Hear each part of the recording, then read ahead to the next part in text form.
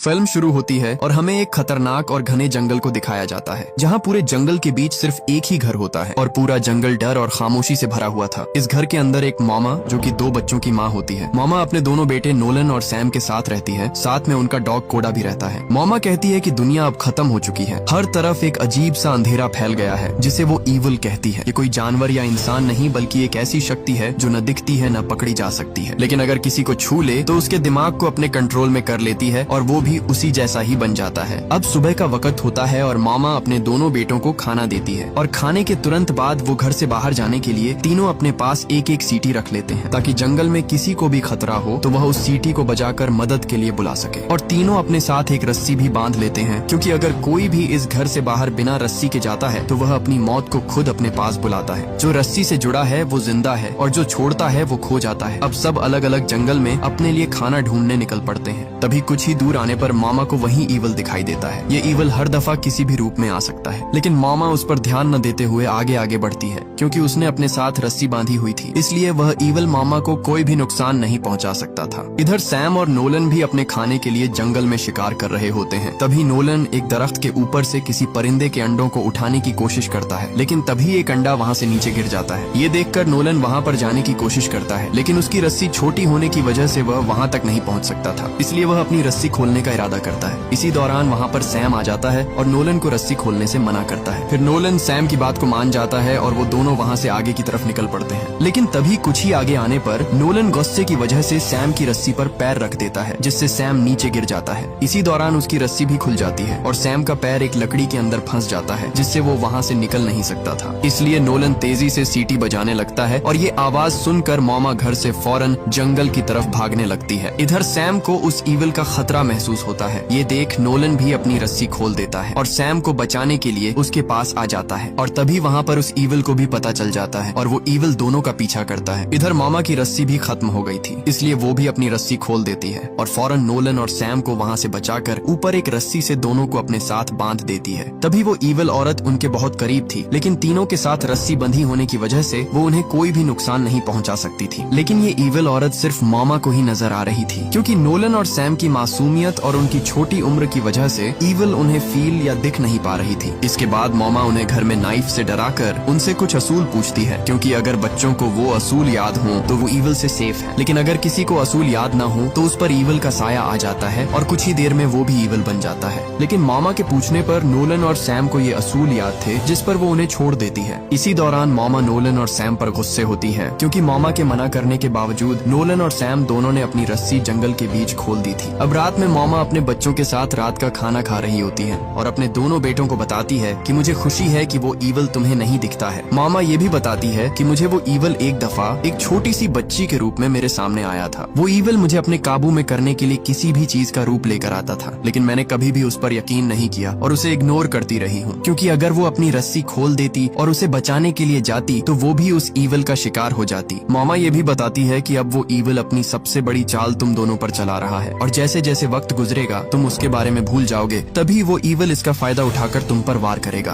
और वो तुम दोनों को अपने कब्जे में कर लेगा। अब अगले दिन मामा नोलन को उस बेसमेंट से आजाद करती है, क्योंकि अगर नोलन और सैम में से किसी ने भी उसकी इजाजत के बिना अपनी रस्सी खोली तो वो पूरी रात इस बेसमेंट में गुजारता है। ये मामा इसलिए करती है ताकि दोनों बच्चों के अंदर उस ईविल का डर बैठ जाए और वो उससे डरें और जंगल में अपनी रस्सी को न खोलें। अब उसी रात नोलन सैम से पूछता है कि उस दिन जब तुम्हारी रस्सी खुली थी तो तुमने कुछ महसूस किया, क्योंकि उस दिन वो रस्सी पहली बार टूटी थी। इसलिए अब सैम को थोड़ा शक होने लगता है, क्योंकि उस दिन वो ईविल दोनों को नहीं दिखा था। यहाँ सैम अपनी माँ की बातों को सच मानता था, लेकिन नोलन अपनी माँ की सब बातों को नहीं मानता है। नोलन को ये लगता है कि ईविल इस जंगल में है ही नहीं और उसकी माँ उससे सब झूठ बोल रही है। नोलन सैम को बताता है कि अगर वो ईविल सच में होता तो हमारे डॉग कोडा को भी अब तक मार चुका होता, क्योंकि उसके साथ रस्सी नहीं बंधी होती थी। आगे से सैम नोलन को बताता है कि कोडा सिर्फ एक जानवर है, क्योंकि वो ईविल सिर्फ और सिर्फ इंसानों को ही मारता है। फिर नोलन और सैम दोनों सो जाते हैं। तभी रात में मॉमा बाहर खड़ी हुई थी कि तभी वो ईविल नोलन और सैम के पिता के रूप में आता है और मॉमा से सैम और नोलन दोनों से मिलने के लिए कहता है। लेकिन मॉमा जानती थी कि वो ईविल किसी का भी रूप लेकर इस घर के अंदर घुसने की कोशिश करेगा, इसलिए मामा उसकी कोई भी बात नहीं सुनती और अपने घर के अंदर चली जाती है। अब अगली सुबह नोलन अपनी माँ से पूछता है कि अगर हमें वो ईवल छू कर हमारे घर के अंदर आ जाता तो क्या होता। आगे से मामा बताती है कि हम तीनों एक दूसरे को मार डालते, क्योंकि ये दुनिया ऐसे ही खत्म हुई। आगे से नोलन अपनी माँ से कहता है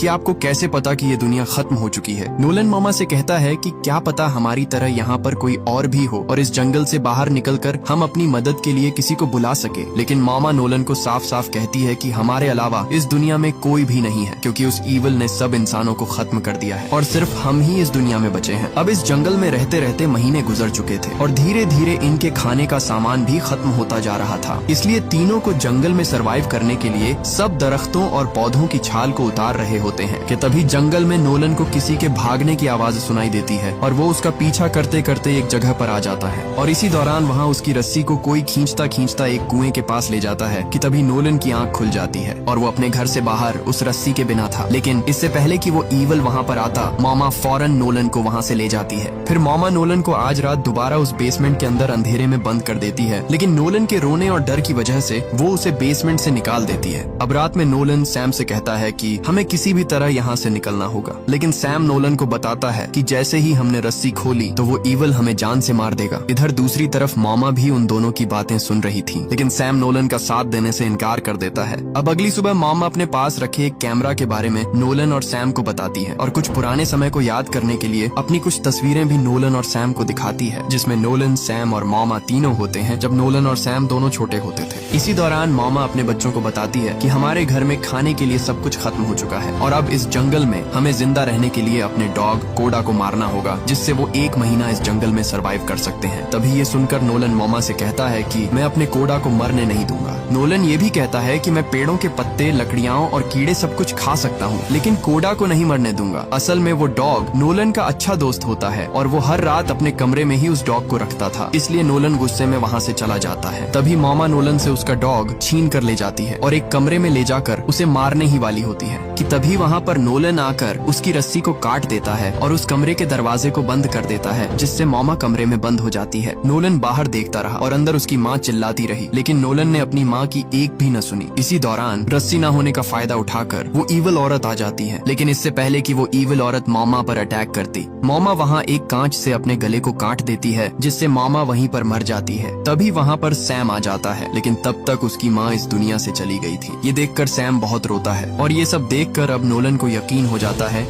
कि वो ईवल इसी जंगल में है। अब अपनी माँ के मरने के बाद सैम बीमार हो गया था, इसलिए अगले दिन नोलन घर से जंगल की तरफ अपने और सैम के खाने की तलाश में निकल पड़ता है और कुछ ही दूर आकर उसे एक रोड दिखाई देती है। ये देखकर वो जोर जोर से मदद के लिए चिल्लाने लगता है, लेकिन वहाँ दूर दूर तक इंसानों का नामो निशान नहीं था, इसलिए वो अपने घर दोबारा वापस आ रहा होता है कि तभी वहाँ पर एक आदमी जो कि नोलन की आवाज सुनकर उसके घर के पास आ जाता है। वह आदमी नोलन से उसका नाम पूछता है। आगे से नोलन डरते डरते अपना नाम बताता है और इसी दौरान वहाँ सैम अपनी क्रॉसबो लेकर आ जाता है और उस आदमी को अपनी जगह से न हिलने के लिए कहता है। तभी नोलन सैम को मना करता है कि शायद ये असल में ही इंसान हो, लेकिन सैम ने उस आदमी को ईवल समझकर उस पर क्रॉसबो चला दी और जैसे तैसे करके वह वहाँ से भागकर जंगल में एक जगह पर छिप जाता है और वहाँ तुरंत रेस्क्यू टीम को कॉल कर देता है। तभी नोलन भी उसके पीछे पीछे आ जाता है और उस आदमी का बैग लेकर वहाँ से भाग जाता है और नोलन घर आकर उस बैग को खोलता है तो उसके अंदर बहुत सारा खाना होता है। ये देखकर नोलन खुश होता है क्योंकि इससे दोनों का कुछ दिनों तक गुजारा हो जाएगा। अब रात में जब सैम बाहर बैठा होता है तभी उसे इंडोर गार्डन से किसी की आवाज सुनाई देती है और सैम के वहाँ जाने पर वहाँ कोई भी नहीं होता और इसी दौरान वहाँ पर एक छोटी लड़की आती है और सैम से कहती है कि क्या मेरे पिता को किसी ने देखा है? वह यहाँ पर किसी की मदद करने के लिए आए थे, लेकिन दिन से रात हो गई और वो अभी तक मुझे नहीं मिले। लेकिन वह लड़की सैम के हाथ अपने पिता की टॉर्च को देखकर समझ जाती है कि मेरे पिता को तुमने मार दिया है और तभी वो लड़की वहाँ से भागने लगती है और सैम भी उसके पीछे भागते भागते जंगल में आ जाता है और सैम की रस्सी भी वहाँ पर खत्म हो जाती है।